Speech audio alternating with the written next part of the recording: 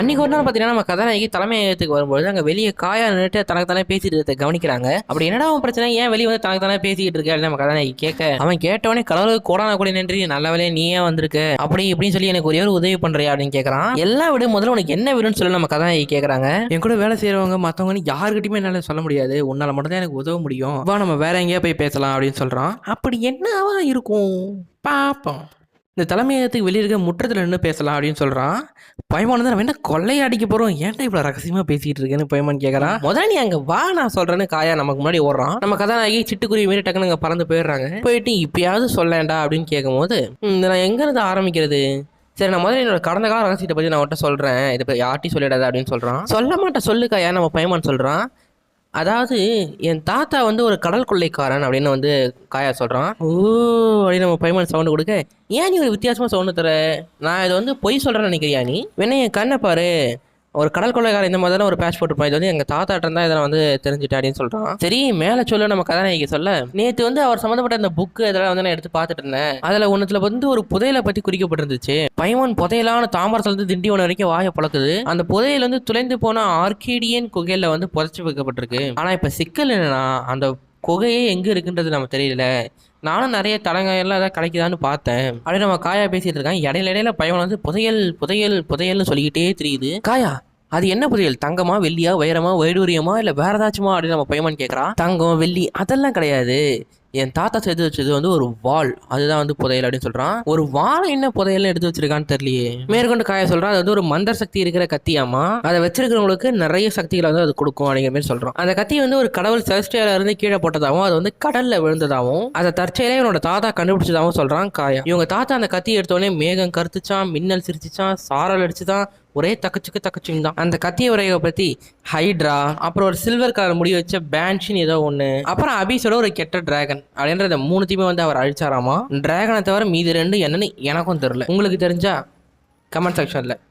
இந்த கத்தியோட அபரிதமான அந்த சக்தியை பார்த்து நிறைய கடல் கொள்ளையருங்க இதை வந்து அடையணும் அப்படின்னு நினைச்சாங்களாமா. தேவையில்லாத சண்டையை தவிர்க்கிறதுக்காக அவங்களோட தாத்தா வந்து அந்த கத்தியை ஒளிச்சு வச்சிட்டாராமா. அம்மா நீ எது அறக்கிறதுலாம் சொன்னீங்க அதெல்லாம் உண்மையே இருக்குந்துச்சா அப்படின்னு நம்ம கதாநாயகி கேட்குறாங்க. இந்த உலகத்தில் வந்து எண்ணற்ற அதிசயங்களும் ஆச்சரியங்களும் இருக்காது, எல்லாத்தையும் நமக்கு தெரியாது, நமக்கு தெரியாத பல விஷயங்களும் இந்த உலகத்தில் இருக்கத்தான் செய்யும் அப்படின்னு நம்ம காயா சொல்கிறான். நீ பார்க்கறதுக்கு டம்மி பிசா இருந்தாலும் நல்ல கதை வச்சிருக்கேன்ட்டு நம்ம பையன் சொல்கிறான். சமீபமாக சில திருட்டு பசங்க வந்து அவங்களோட கைவரிசை நிறைய இடத்துல காட்டிட்டு இருக்காங்களாமா. நிறைய குகைகளில் இருக்கிற நினைவு சின்னங்கள், அதாவது அந்த பொக்கிஷங்கள் மாதிரியான விஷயங்கள்லாம் அவங்க நிறைய திருடுறாங்களாமா. நம்ம ரெண்டு பேரும் இதே மாதிரி இங்கே நின்று பேசிட்டு இருந்தோம்னா அவங்க கூடிய சீக்கிரம் அந்த ஆர்கிடியன் குகையையும் கண்டுபிடிச்சு அங்கே இருக்க அந்த மந்திர கத்தியும் எடுத்துருவாங்க அப்படின்னு சொல்கிறான். நம்ம பையன் வந்து கூடாது, அந்த கத்தி வந்து கெட்ட வகையில் கிடைக்கவே கூடாது, நாங்கள் பார்த்துக்குறோம் காயா, நீ இதை பற்றி கவலைப்படாத அப்படின்னு சொல்கிறான். நல்லது, இதை ஒரு ரகசியமாகவே பண்ணுங்க, இதை பற்றி வெளியே யாருக்கும் தெரியாமல் பார்த்துக்கோங்க, நான் உங்ககிட்ட இருந்து ஒரு நல்ல செய்திக்காக காத்திருக்கிறேன் அப்படின்னு சொல்கிறோம். பையன் வந்து இப்போ நம்ம கதாநாயகி பற்றி கேட்குறேன், இதை பற்றி உனக்கு ரொம்ப சுவாரஸ்யமாக இல்லை என்ன நினைக்கிறேன், ஏன்னா ஒரு சக்தி வாய்ந்த கத்தியை பற்றி நம்ம பேசிக்கிட்டு இருக்கோம் அப்படின்னு அவன் சொல்கிறான். முதல்ல இதெல்லாம் உண்மையா அப்படின்னு நம்ம கதாநாயகி கேட்குறாங்க. அதுக்கு என்ன போய் தெரிஞ்சுக்கிட்டா போச்சு, நம்ம வந்து சாகச சங்கத்தில் அதாவது அட்வென்ச்சர்ஸ் கில்ல போய் நம்ம கேட்கலாம், அவங்க யாருக்கா ஏதாவது தெரிஞ்சிருக்கோம் அப்படின்னு சொல்கிறாங்க. இதுமாதிரி சாகசம் பண்ணுற எல்லாத்துக்கும் ஒரு சங்கம் இருக்குது, அதான் வந்து சாகச சங்கம் அப்படின்னு அதுக்கு ஒரு பேர் இருக்குது. அங்கே வந்து நம்ம கதாநாயகி மாதிரியே நிறைய சாகசம் பண்ணுறவங்கலாம் வந்து அது கூட ஒரு அந்த சங்கத்தில் வந்து ஒரு உறுப்பினராக இருப்பாங்க. இது வந்து தெரிஞ்சுக்கிறதுக்கு சைரஸ் அப்படிங்கிற ஒருத்தனை போய் பார்க்குறாங்க. நம்ம காயனமோ இவங்கள்ட்ட போய் இந்த வேலையை ரொம்ப ரகசியமாக பாருங்கள், யார்ட்டையும் தெரிஞ்சுதான் பார்த்துக்கோன்ற வேலையை சொல்லி அனுப்புனா. ஆனால் இவங்க அந்த கத்தியை பற்றி எல்லா விஷயத்தையுமே சொல்லி அந்த இடம் எங்கே இருக்குது, அந்த கத்தி பற்றி உங்களுக்கு ஏதாவது தெரியுமான்ட்டு கேட்குறாங்க. ஆனால் நம்ம கதாநாயகி கேட்கல, நம்ம கதாநாயகி எவ்வளவு தடுத்தும் பைமான் கேட்கறான். பைமான் அமைதியாரு, எல்லாத்தையும் சொல்லிடாதா அப்படின்னு சொல்லிட்டு அவங்க என்னமோ தடுக்க பாக்குறாங்க. அதனால பைமான் வந்து எல்லா உண்மையும் அப்படியே இங்க வந்து ஒப்பிச்சு வச்சிருது. இதுகிட்டலாம் ஒரு ரகசியத்தை சொல்லி விட்டாங்க பாரு அப்படிங்கிற மாதிரி ஆயிடுச்சு. சரி இந்த கத்தியை பத்தி தான் சொல்லிருச்சு, அந்த கத்தி எங்க இருக்குன்னு சொல்லாம இருக்கணும்னு பார்த்தா அதுவும் அந்த ஆர்கேடியன் விஷயத்துல தான் அந்த கத்தி இருக்கு அப்படிங்கறதையும் சொல்லிட்டா பைமான். அவ்வளவுதான், காலங்காத்தால பரவாயில்லைக்கு சோறை போட்டு உன்னை வண்டியில ஏற்றிட்டு வந்ததுக்கு உன்னால என்ன பண்ண முடியுமோ அதை பண்ணிட்டேன் அப்படிங்கிறது தான் நமக்கு கதாநாயகி வந்து நினைக்கிறாங்க. இதை சொல்லி கேட்கறது சைரஸ்க்கு எனக்கு அதை பத்தில எதுவும் தெரியாது, எனிவே நீங்க வந்து தகவலை கொடுத்ததுக்கு ரொம்ப ரொம்ப நன்றி அப்படின்னு சொல்றான். தகவலா, நான் என்ன உனக்கு தகவலை கொடுத்தேன் அப்படின்னு அவள் கேட்கறா பைமானு. அவளுக்கு இன்னும் நம்ம என்னெல்லாம் சொல்லியிருக்கோன்றதே அதுக்கு தெரியல. இந்த மாங்காய் மடையின்னு யாராவது கேள்விப்பட்டிருப்பீங்கன்னா அது வேற யாரும் இல்லை, நம்ம பைமான் தான். நம்ம பைமான் சொன்னது எல்லாத்தையும் சைரஸும் நம்ம கதாநாயகியும் மட்டும் இல்லாம பின்னாடி ஒளிஞ்சிக்கிட்டு ஒருத்த வந்து கேட்டுட்டு ஓடுறான். இவனை பார்த்தா ஏதோ ஒரு திருட்டு பை மாதிரியே ஒரு சந்தேகம் இருக்கு எனக்கு. போற வழியில பைமான்ட்டு எல்லாத்தையும் சொல்லிட்டே நீ அப்படிங்கிற மாதிரி சொல்லிட்டே நம்ம கதாநாயகி போயிட்டு இருந்தாங்க. திருப்பி காயாட்டே போறாங்க. போன உடனே ஏதாவது உனக்கு தெரிஞ்சா நம்ம காய கேட்கறான். இல்ல எங்களுக்கு எதுவுமே தெரியல அப்படின்னு சொல்லிட்டு பைமான் சொல்றா. எனக்கு தெரியும், நான் ஏற்கனவே அதை எதிர்பார்த்தேன் அப்படின்னு சொல்றா. எதிர்பார்த்தியா அப்படின்னு நம்ம பைமான் கேட்கும் போது, பின்ன இவ்வளோ ஈஸியாக எல்லாருக்கும் தெரியும்னா அவங்களே போய் எடுத்துக்க மாட்டாங்களா, எது ஒன்றுத்துக்கு நம்ம கொஞ்சம் கஷ்டப்பட்டு உழைச்சாதான் கிடைக்கும் அப்படின்னு நம்ம காயா சொல்கிறோம். சரி எப்படியோ போங்க, எனக்கு கொஞ்சம் தகவல் கிடச்சிது. நான் ஒருத்தர் வந்து கருப்பு சந்தைக்கு வந்து அனுப்பினேன், ஏதாவது தகவல் கிடைக்குதான்னு பார்க்கறதுக்கு. எனக்கு கிடைச்ச தகவல்னா யாரோ ஒருத்தருக்கு இந்த ஆர்கிடைன் யூனிவர்ஸை பற்றின தகவல்கள் தெரியும் அப்படிங்கிறது எனக்கு தெரிஞ்சுது. சரி அந்த தெரிஞ்ச ஆள் எங்கே இருக்கான் அப்படின்னு பைமான் கேட்குறான். அதுக்கு வந்து சொல்கிறான், இந்த கருப்பு சந்தையின் விதிகளின்படி அவங்களே வந்து ஒருத்தனை அனுப்புவாங்களாமா இதுமாரி தகவலாம் நமக்கு சொல்கிறதுக்காக. ஏன்னா வேற யாருக்கும் தெரிஞ்சிடக்கூடாது இடையில அப்படிங்கிறதுனால. அதனால் வந்து விஸ்பரிங் வுட்ஸ் அப்படிங்கிற ஒரு இடத்துல வந்து சந்திக்க வரலாம் அப்படின்னு சொல்லியிருக்காங்க அப்படின்னு சொல்லிட்டு காயா சொல்கிறான். பைமான் வந்து சரி நம்ம இது காத்துட்டு இருக்கோம் வாங்க போகலாம் அப்படின்னு பைமான் சொல்கிறான். அதுக்கு நம்ம கதாநாயகி எப்படியும் காயா வர மாட்டாவா, நம்மளே போய் வாங்கிட்டு வந்துடலாம் அப்படின்னு சொல்லிட்டு இவங்களே கிளம்புறாங்க. அது என்ன எதுன்னு தெரிஞ்சுக்கிறதுக்காக. அந்த இடத்துக்கு நம்ம கதாநாயகி வந்து பார்த்தோன்னே அங்கே தூரத்தில் யாரோ குடுக்குன்னு ஓடியாராங்க. பின்னாடி அவங்கள ஹிலிச்சுவல்ஸ் துரத்திட்டு வந்துகிட்டு இருக்குது. என்ன ஏதுன்னு புரியுது முடியாது சண்டை ஸ்டார்ட் ஆயிடுச்சு. அந்த 3 ஹிலிச்சுவல்ஸையும் நம்ம கதாநாயகி போட்டு புழக்கிறாங்க. அப்புறம் சண்டையெல்லாம் முடிச்சக்கப்புறம் இந்த மாதிரி என்னை காப்பாற்ற ரொம்ப நன்றி அப்படின்னு சொல்கிறா. பைமான் சொல்கிறேன் இந்த மாதிரி நாங்கள் பயணிகள் தான் வந்து இனிமேல் நிறைய நாங்கள் சண்டை போட்டிருப்போம், அதெல்லாம் வந்து எங்களுக்கு எதுவும் பிரச்சனையே எல்லாரையும் பைமான் சொல்கிறான். அதுக்கு அந்த பொண்ணு வந்து கும்பிட போனதை குறுக்க வந்த மாதிரி நான் உனக்கு சந்திச்சிட்டேன், நான் உன்னை தான் பார்க்க வந்துட்டு இருந்தேன், உன்னை பற்றி நான் நிறைய விஷயம் கேள்விப்பட்டிருக்கேன், அந்த குகை எங்கே இருக்குது அப்படிங்கிறதுக்கான ஒரு விடுகதையும் ஒரு வரைபடத்தையும் வந்து அவள் நமக்கு கொடுக்குறா. அப்போ இங்கே தான் அந்த புதையல் இருக்குமா அப்படின்னு கேட்கறதுக்கு நீ அந்த விடுகதையை கண்டுபிடிச்சின்னா அங்கே தான் இருக்கும் அப்படின்ற மாதிரி சொல்கிறான். அதுக்கு நம்ம பையன் வந்து விடுகதையில நம்ம கதாநாயகி கில்லி மாதிரி அதெல்லாம் ஈஸியாக கண்டுபிடிச்சிருவாங்க, நீ முயற்சி பண்ணி போகிற கதாநாயகி உன்னால் முடியலன்னா நம்ம போய் காயாட்ட கேட்கலாம், கண்டிப்பாக அவனுக்கு ஏதாவது ஒன்று தெரிஞ்சிருக்கும் அப்படின்னு சொல்கிறா. பையன் சரின்னு எல்லாத்தையும் சொன்ன அவளுக்கு ஒரு நன்றி சொல்லிட்டு டாட்டா காமிச்சிட்டு இத்தனை நாள் கத்தியை மட்டுமே தீட்டிட்டு இருந்த நம்ம கதாநாயகி புத்தியை தீட்டுறாங்க. சரி ரொம்ப சுலபமாகவே அந்த புதையல் இருக்கிற இடத்துல நம்ம கதாநாயகி வந்து கண்டுபிடிச்சிடுறாங்க. கண்டுபிடிச்சி போய் அந்த பொட்டியும் திறக்கிறாங்க. அப்படி என்னடா இருக்கு அந்த பொட்டிக்குள்ள ஆர்வமாக எட்டி பார்த்தா உள்ள இன்னொரு மேப்பு, அது மட்டும் இல்லாமல் இன்னொரு விடுகதையும் உள்ள இருக்குது அடுத்த இடத்துக்கு. இது என்னடா இது ஒரு தொடர் கதை மாதிரியே போயிட்டு இருக்கேன்னு நம்ம பையன் அழுத்துக்க கதாநாயகி தான் சரி ஏறி இதுக்கும் போய் பார்க்கலாம் அப்படின்னு சொல்லிட்டு நம்ம கதாநாயகி வந்து அந்த விடுகதைக்கான பதிலை வந்து கண்டுபிடிக்கிறாங்க. அந்த இடமும் எங்கே இருக்குன்னு பார்க்குறாங்க. சில மணி நேரத்துலேயே அதுக்கான பதிலையும் நம்ம கதாநாயகி கண்டுபிடிச்சி அந்த பொட்டியும் அங்கே இருக்கிற பசிலை முடிச்சு எடுத்துடுறாங்க. இந்த தடவை நேரம் அந்த குகை எங்கே இருக்குது அப்படிங்கிற அந்த ஒரு மேப்பே கிடச்சிருச்சு, வரைபடமே கிடச்சிருச்சு. சரி முதல்ல போய் காயாட்ட சொல்லாமல் நம்ம நேராக நம்மளே போய் பார்த்துடலாம் அப்படின்னு சொல்லும்போது நம்ம கதாநாயகி வந்து நம்மளே போய் பார்க்கலாம், அங்கே இருந்துச்சுன்னா நம்ம வந்து எடுத்துகிட்டு வரலாம் அப்படின்னு சொல்கிறா. பையமானது எதாவது சொல்கிறான், நம்ம காயாட்ட போய் சொல்லி அதுக்கப்புறம் நம்ம போகிறதுக்கு வந்து இப்போ தாமதம் நம்ம வந்து சீக்கிரம் போய் நம்மளே அதை முடிஞ்சால் எடுத்துகிட்டு வந்துடலாம் அப்படின்ற மாதிரி பையமான சொல்லி நான் அவங்களும் சீக்கிரம் கிளம்புறாங்க. காட்ட சொல்லவே நம்ம கதாநாயகி வந்து அந்த இடத்துக்கு வந்துடுறாங்க. அந்த குகை இருக்கிற இடத்துக்கு வந்தது மட்டும் இல்லாமல் உள்ளேயும் போகிறாங்க. எப்பவும் போல தான் இந்த கேமில் நமக்கு எப்படி குகை இருக்குன்றது தெரியும், அங்கங்கே சண்டை அதுக்கப்புறம் கொஞ்சம் பசில் அது இதுன்னு இருக்கும். அது எல்லாத்தையும் அடிச்சுட்டு நம்ம கதாநாயகி வந்து கடைசி வரைக்கும் போகிறாங்க. கடைசியில் என்னடான்னு பார்த்தா போகிறதுக்கு எந்த ஒரு வழிமே இல்லை, முட்டுச்சம் தான் இருக்குது. ஆனால் எந்த ஒரு புதையல் அது இதுன்னு ஒன்றுமே காணும், வெறும் காலி இடமா இருக்குது.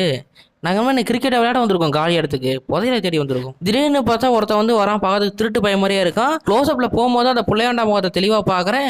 நம்ம கதாநாயகி இப்போ பேசிட்டு இருந்தது ஒட்டு கேட்டு கொடுக்குன்னு ஓடினால அந்த பையன் வந்தது மட்டும் இல்லாமல் அவனோட பேர் சொல்லி இசர்ட் அப்படின்ற அவனோட பேர் சொல்லி அவன் அறிமுகப்படுத்திக்கிறான். நான் அவங்க 2 பேருக்கு ட்ரெஷர் ஹோட்டர் சார், இந்தமாரி புதையெல்லாம் திருடுவாங்கல்ல, அவங்க சார்பாக வந்து அவங்களுக்கு நன்றி சொல்லிக்கிறேன் அப்படின்னு சொல்கிறான். நாங்கள் தான் எந்த ஒரு தகவலையுமே வெளியே சொல்லவே இல்லையே, நாங்கள் வந்து ரொம்ப கவனமாக பார்த்துக்கிட்டோம் அப்படின்னு வந்து பைமான் சொல்கிறான். யார் நீயா அப்படின்னு நம்ம கதாநாயகி அவனை குறுகுறுன்னு பார்க்குறாங்க. என்னாலும் ஒரு சண்டையாவது போடாமல் கண்டிப்பாக நான் அந்த புதையலை வந்து எடுத்துக்க விட மாட்டேன் அப்படின்னு நம்ம வந்து பைமான் சொல்கிறாங்க. இதோ பாரு சண்டை போடணுமால பாப்பாவுக்கு, நாங்கள்லாம் தனித்தனியெல்லாம் சுற்ற மாட்டோம், ஒரு கூட்டமாக தான் சுற்றுவோம்.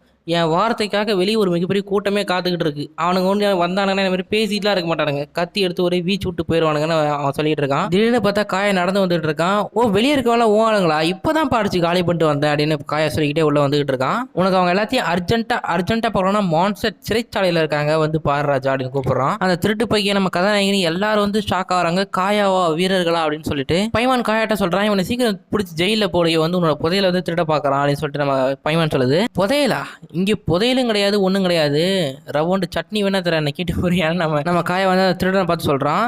இது நம்ம கதாநாயகிக்கும் பைமானுக்குமே செம்ம ஷாக்கு.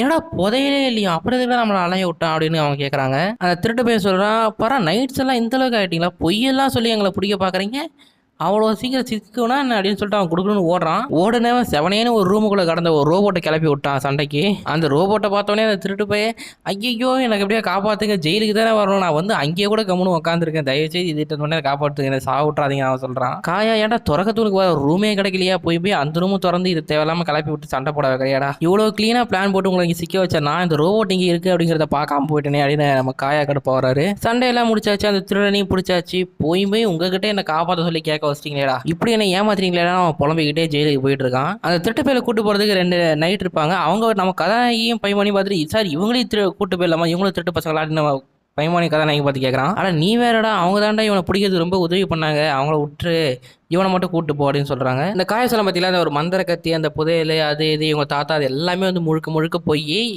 இந்த மாதிரி சொன்னா அந்த பையன் வந்து மொத்தத்தையும் பரப்பிடுவான். இந்த மாதிரி திருடனை பிடிக்கலாம் அப்படிங்கிறதுக்காக நம்ம காயா வந்து உருவாக்கணும் ஒரு டம்மி கதை தான் அது. பையன் காதுல இருந்து புகை வர அளவுக்கு அவன் கோபப்படுறத பார்த்துட்டு காயாவே சரி சரி போதும் நிறுத்து, என்னதான் அந்த கத்தி பத்தி நான் சொன்னது பொய்யா இருந்தாலும் அந்த கத்தி நீங்களே எடுத்துக்கலாம் தானே இங்க வந்தீங்க, இல்லைன்னா இந்த மாதிரி அந்த குகை எங்க இருக்கு தெரிஞ்சிருச்சு நாங்க போராடி நீ வந்து என்கிட்ட சொல்லிட்டு நீ வந்திருப்ப அப்படின்னு நம்ம காயா நல்லா பாயிண்டா பேசுறாப்ல. அட போங்கடா அப்படின்னு இவங்க 2 பேருக்கு அடிச்சு பையன் வந்து சொல்றான் இந்த மாதிரி எதுக்கு வந்துட்டு நம்ம பேச்சு இனிமேல் நம்ம பேச்சே தேவையில்ல அப்படின்னு நம்ம கிளம்பலாம்னு சொல்றான்.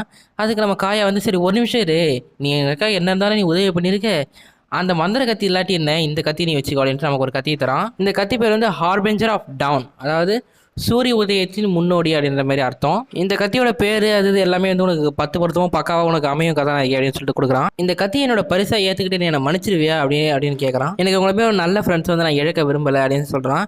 பையன் வந்து நீ திருப்பி ஒன்னே எங்களை அந்த மாதிரி ஏமாற்ற மாட்டி அப்படின்னு நம்ம பையன் கேட்கும்போது இல்லை நான் மாதிரிலாம் உங்களை மாதிரி ஏமாற்ற மாட்டேன் அப்படின்னு அவன் சொல்றான். சரி பொழைச்சிப்போ மனுஷ்ட அப்படின்னு நம்ம கதாநாயகி சொன்னோன்னே ஓகே நல்லது, எனக்கு அவனை விசாரிக்க வேண்டிய வேலை இருக்கு, நான் கிளம்புறேன் அப்படின்னு சொல்லிட்டு காயா கிளம்புறான். இந்த கதை உங்களுக்கு பிடிச்சிருந்துச்சா அப்படி என்ன இது அப்படிங்கிறது உங்களுக்கு கருத்துக்கள் எல்லாத்தையும் கமெண்ட் செக்ஷனில் விடுங்க. அடுத்து வந்து ஒரு ஆர்கால் கோஸ்ட் வீடியோ தான் வரதுக்கு அதிக வாய்ப்பு இருக்குது. ஏன்னா ஸ்டோரி கோஸ்ட் வீடியோ வந்து நான் நிறைய எடுத்து வச்சவே வந்து என் ஃபோனில் ஸ்டோரேஜ் இல்லாமல் போயிடுச்சு. இப்போ இந்த வீடியோலாம் கொஞ்சம் அப்லோட் பண்ணவே வந்து என் ஃபோனில் ஸ்டோரேஜ் ஃப்ரீயாக இருக்குது. அதனால் அடுத்து நான் ஆர்கால் கோஸ்ட் வந்து எடுத்து வச்சிருக்கேன். அந்த வீடியோ வந்து நான் கூடிய சீக்கிரத்தில் அப்லோட் பண்ணுறேன். அடுத்த வீடியோவில் உங்களை சந்திக்கிற வரைக்கும் நன்றி, வணக்கம், பாய்.